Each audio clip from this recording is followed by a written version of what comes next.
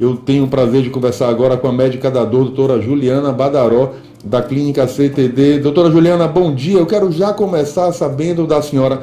Há muito preconceito ao falar sobre o uso medicinal da cannabis? Ah, Primeiro, eu gostaria de agradecer o convite à rádio, professor Oswaldo, e um bom dia para todos. Respondendo à sua pergunta, se existe o preconceito para o uso do cannabis. Existe sim, existe o preconceito, porque a planta da maconha é a mesma planta que se extrai para uso medicinal. A planta é a mesma, porém o que vai torná-la, a composição química desta planta é que vai torná-la legal e ilegal, pelos seus componentes, a dose que é permitida. Então, isso é que vai torná-la, fazer com que ela seja legal ou não. Mas o extrato, o teor, a planta é a mesma. Vamos tentar ser didáticos, até porque a gente sabe que não é possível, não é permitido aí o cultivo da cannabis no Brasil. O canabidiol tem efeitos psicoativos, como muita gente fala, ou isso é um mito que muitas pessoas, por conta do preconceito, insistem em manter? Não. O canabidiol não tem efeito psicoativo. Né? Mas a planta não se restringe só ao canabidiol. A sua pergunta, estou sendo direta. O canabidiol não tem efeito psicoativo. Essa é a resposta. A sua pergunta. A gente tem aí na cannabis sativa, a gente tem o canabidiol, tem o THC e tem o CBD, que são as três substâncias aí que compõem, uma das três substâncias que compõem aí a maconha. Qual a diferença entre o THC, o CBD e o próprio canabidiol? Então, aí existe a diferença entre o THC e o CBD. É a composição química. Eles são parecidas, certo? Mas tem ação diferente.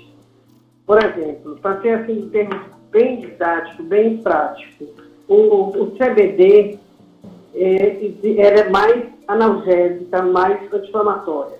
Existe o CBD, o CBN, que é mais relaxante. Existe o CBG, que é mais analgésico. E o THC, na mesma planta. O THC é que é o psicoativo. É que dá o barato, é que deixa você mais zen, é o THC. Então, a planta existe o CBD e vários componentes, não é só um componente, são vários componentes. Em outro momento podemos falar. E o THC. Então, é isso aí, é que existe uma dose limite que é permitida para uso medicinal. Então, essa dose, que é a mesma planta, como você perguntou, a planta da maconha é a mesma, sim. A dose que vai torná-la a planta para uso medicinal. Você tem um limite, você tem vários parâmetros para que ela se torne em uso para determinadas patologias. É possível ter acesso a medicamentos que tenham o CBD, o THC juntos, já que essa substância é responsável pelo efeito recreativo, ou cada caso é um caso e o médico deve avaliar diante da demanda do paciente qual a composição ideal para ser aplicada? Pronto, você perguntou e você mesmo já deu a resposta. Que ótimo. Entendeu? Então, existe uma medicação isolada que tenha só o CBD, o canabidiol. Existe medicação que tem só o THC. Existe medicação que tem as duas substâncias. Agora, para cada paciente, para cada patologia, depois que você examina o paciente, vê a patologia, é que você vai determinar a dose, você vai determinar qual a substância melhor para cada patologia. Um paciente, aqui no nosso caso, nós tratamos mais pacientes com dor oncológica, dor nociceptiva, fibromialgia, dor neuropática. Então, para cada um, nós vamos escolher qual é a sua medicação, o que nós vamos utilizar. Então, não é para todos todo mundo usar a mesma dose, usar a mesma medicação, não. É escolhido. Cada pessoa, cada patologia, nós vamos ver qual é o melhor produto para esse paciente. E o paciente também, como começar a dose. Quais os Tem os dois ou não? Quais os benefícios aí comprovados dos remédios à base de cannabis e quais são as doenças que podem ser tratadas com essas substâncias? A gente tem aí benefícios para pessoas com autismo, esclerose múltipla, dor crônica, pacientes com depressão, com ansiedade. Qual a gama de patologias, de comorbidades que podem ser aí atacadas diretamente com o uso medicinal da maconha?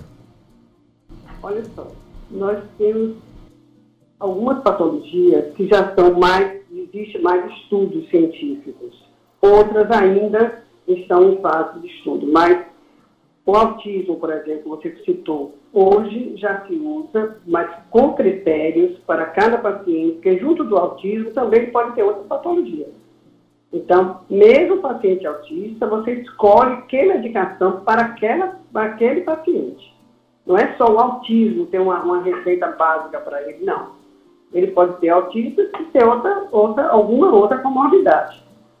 Entendeu? Então, aí vai depender de cada paciente. Mas já é uma patologia que se usa com maior segurança, porque já existem trabalhos comprobatórios que a medicação melhora muito, beneficia muito o estado do paciente na sua convivência social.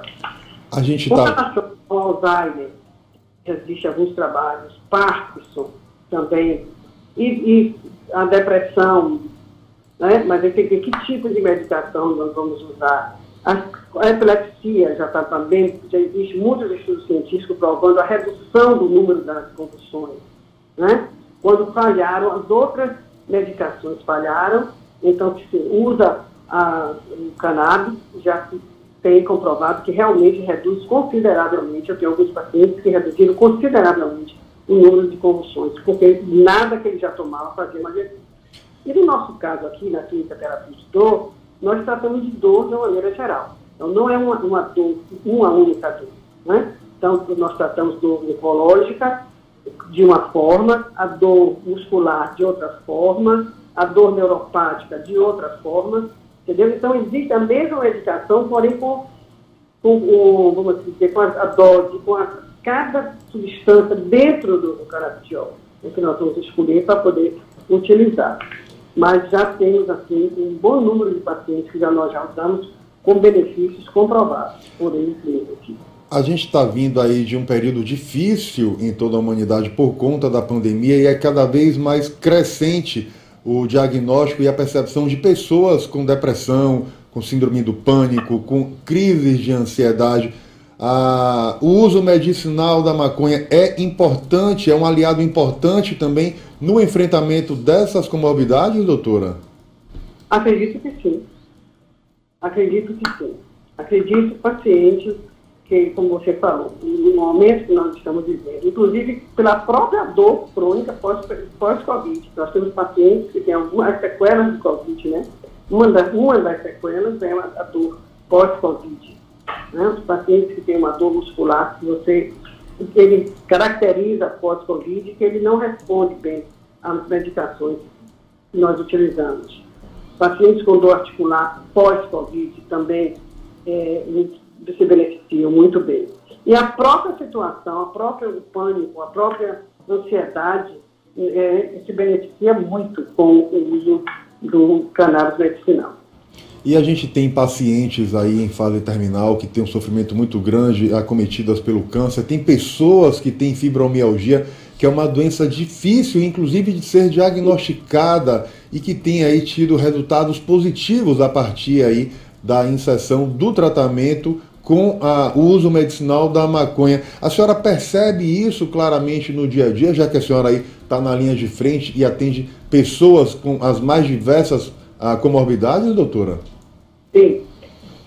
Já. Nós temos vários pacientes fibromialgicos e outras patologias crônicas, dor neuropática, principalmente, pós-trauma, e que nós já esgotamos todas as possibilidades. Então, quando nós introduzimos o canabidiol, nós já utilizamos nós já fizemos todo o passo a passo para que esse paciente diminua seu sofrimento. Então, começamos com a dor neuropática, as medicações específicas para a dor neuropática, os analgésicos todos que nós temos em mãos. Quando nós não temos mais o que utilizar e o sofrimento continua, nós entramos com o canabidiol. E é provável a melhora, eu tenho pacientes com melhora em torno de 80%, 90% pós-uso do canabidiol. Então, eu quando faço o relatório, quando eu peço a medicação, eu já mostro o que eu já fiz para esse paciente, do começo até o início do uso do canabidiol, e daí nós vamos monitorando esses pacientes e vemos que realmente é uma melhora de qualidade de vida significativa.